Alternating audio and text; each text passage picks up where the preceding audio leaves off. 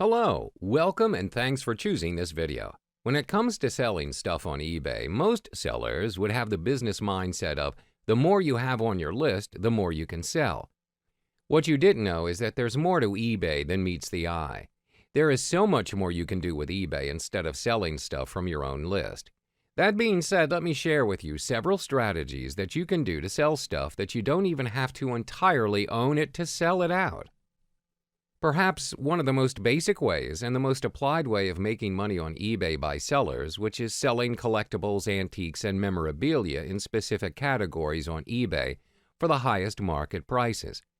Generally, any eBay seller out there that sells collector's items is usually well versed with what they're selling because it could be their hobby or interest. This is the part where you should start, and that's where you will make the most money using this strategy. Do more in-depth reading in your field to widen your knowledge and get as much good reference material and price guides as you can. Now, if you have sufficient knowledge and experience in the items, what can you do to maximize your income selling antiques, collectibles, and memorabilia on eBay? If you're listing items for sale using eBay's provided selling form, you're actually losing money here. What you should do is get an eBay listing software and save each listing you make. Through this method, when you're ready to sell the same item or similar item again, all you have to do is press a couple of keys to list.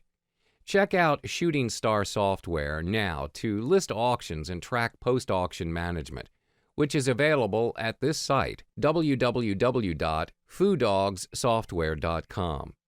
This software allows you to save every listing on your hard drive, and it includes free auction counters. Moreover, this software allows you to make unlimited listings, not just on eBay, but on other e-commerce sites as well, such as Amazon. There are various softwares out there today for you to try out ever since auction selling has become popular in the internet.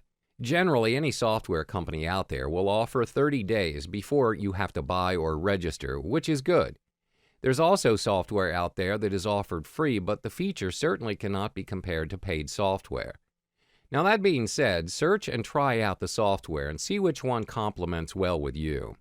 When I state how to sell stuff you don't own, what it really means is selling other people's stuff, such as antiques, collectibles, or even other eBay sellers' items for a percentage of the hammer price.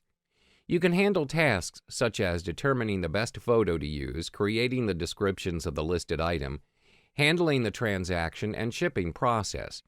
To earn back the effort that you put out, you can charge for 10 to 20% or more of the hammer price after cutting down the eBay fees. You can use the net listing where the owner says to you, all I want to get out of this sale is $50. You can keep whatever you get over that.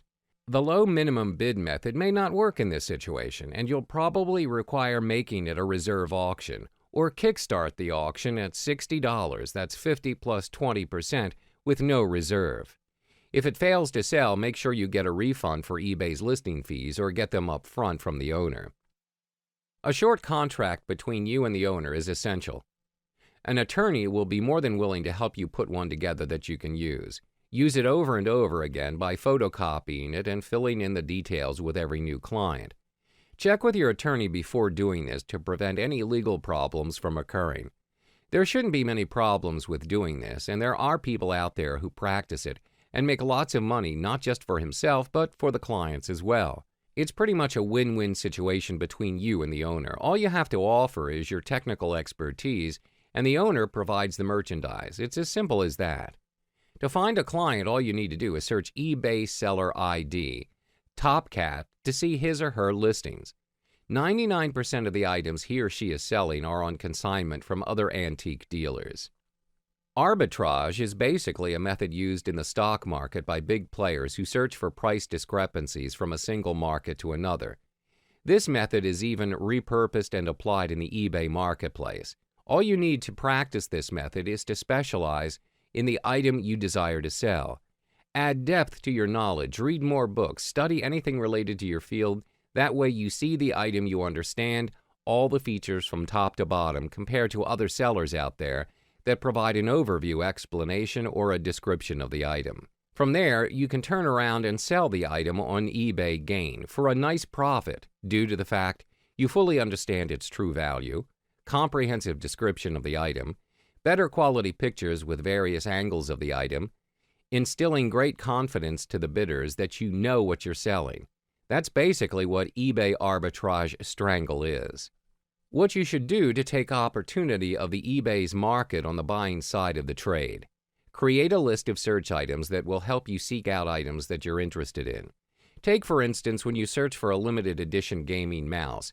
Always have a list of terms in a text file on your computer, and all you have to do is copy and paste the keywords into eBay's search window. When you're coming up with a list of items, use terms that a person who's familiar with what they have listed would use. For example, the limited edition gaming mouse, search on limited edition glow-in-the-dark mouse. Always make your search terms obvious. Once you've found an item that you know you can make a profit out of it, bid early and enter the highest bid you're willing to pay. Do not ever go back and enter another bid. That's a straight path to losing your money.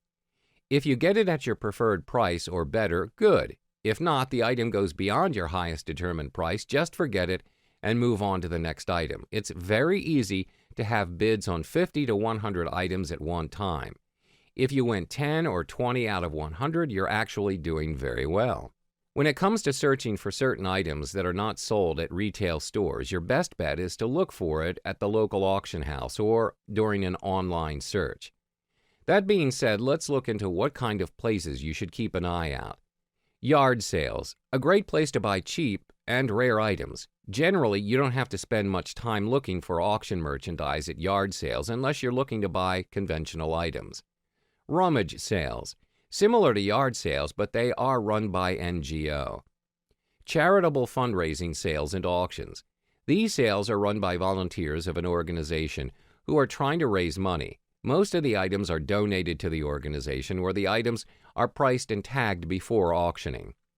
Estate sales, usually conducted when the estate wants to get rid of old items to pay off outstanding debts or just to cash in the items. The Salvation Army. Reasonable place to look for eBay merchandise, and they are reasonably priced occasionally. Used bookstores.